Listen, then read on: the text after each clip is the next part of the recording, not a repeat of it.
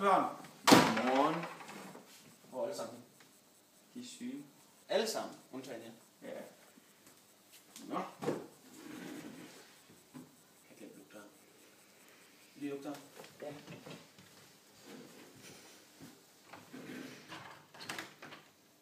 Det er sådan, jeg skal på ferie de næste 2 uger, så vi skal have en vikar. Eller flere vikarer. Det ved jeg ikke noget om. Og der skal vi gerne lære lidt om 1. verdenskrig. Er nogen af jer, der ved, hvad 1. verdenskrig er? Nej. Ved du det? Nej. Nej. 1. verdenskrig, det var simpelthen en krig, som altid blev husket for sine store slag og store tab af unge mennesker. 2 af krigens værste slag foregik i 1916 i slaget ved Verdun. Forsøgte tyskerne at rykke frem i Frankrig, men det var ikke nogen stor succes. Slaget forandrede ikke krigen, men der døde alligevel 700.000 mennesker. I slaget ved Somme prøvede England og Frankrig at få Tyskland tilbage. Her døde 1 million mennesker.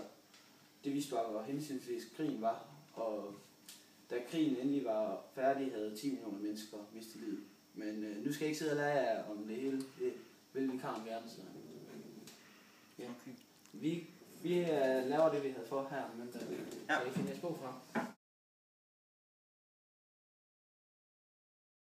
Hej. I er der ikke så mange herinde, hva'? Nej. Jeg tror, I er syge. Nå, jeg hedder Bo, og jeg skal have historie her den næste uge. Og vi skal have lidt om 1. verdenskrig. Vi skal have om et slag i Frankrig. I en by, der hedder Verdun, hvor den tyske hær angreb. Men den franske general Pétain vidste godt, at de ville angribe i byen Verdun. Så han havde stillet den her.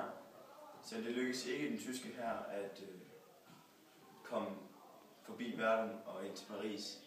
Og hvis de havde fået Paris, så ville de have overtaget det franske land, og dermed have et rigtig stort areal, da Frankrig er et stort land, og det er Tyskland også.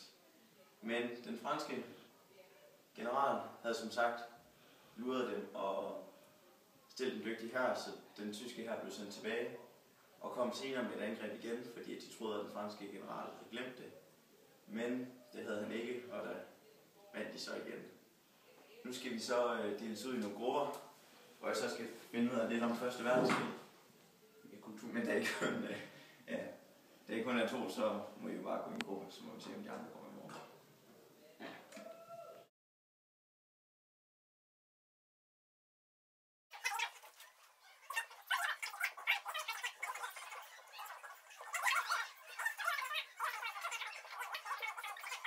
Jeg tror, klokken ringede. Jeg vil ikke tage livet. Du er alt for i dag. Vi ses i morgen. Ja. Ses.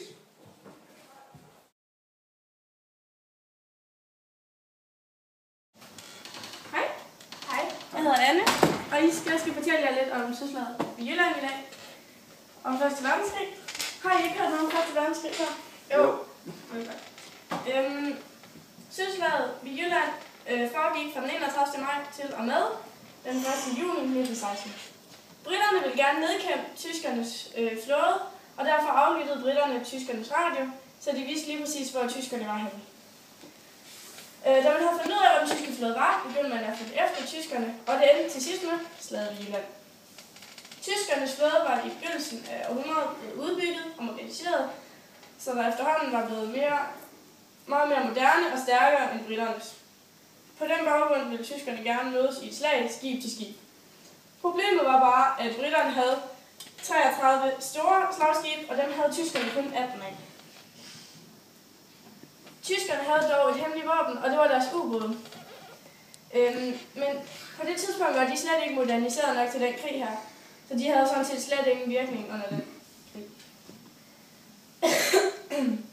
Slaget var det største søslag i verdenshistorien. Efter søslaget mente både tyskerne og britterne, at de havde vundet, men hvis man ser samlet på det, så havde tyskerne egentlig vundet, eftersom britterne havde tabt flest menneskeliv og også flest skibe. Da krigen var slut, var over 6.094 britter døde og 510 voldsomt sårede. Der var 2.551 tyskere, som var døde, og 507 tyskere, der var voldsomt sårede. Britterne omringede tyskernes flåde tæt ved Hirtshals, ved vestkysten Hirtshals. Tyskerne var i undertal, og derfor havde de ingen chance mod britterne, og tabte og tabte slaget meget hurtigt. Det endte med, at nogle af de tyske flåder flygtede tilbage til Tyskland.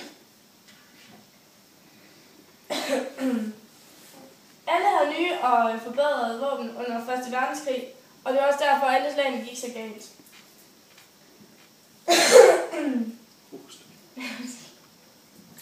Og slaget var det første og eneste totale søslag under hele 1. verdenskrig mellem den tyske og den britiske flåde. Efter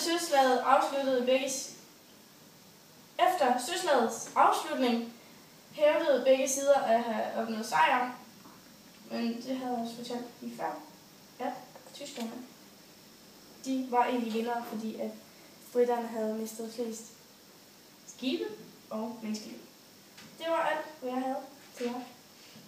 Så tror jeg, I har sådan nogenlunde et godt indblik på det.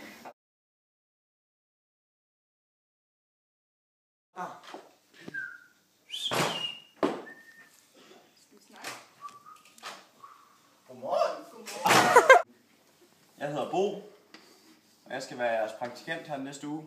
Og Stefan. Ikke kaldt Stefan, fordi det er med 2 F'er, så det hedder Stefan. Og jeg skal være jeres vikar, Kjeld. Måske i morgen. Og jeg skal være jeres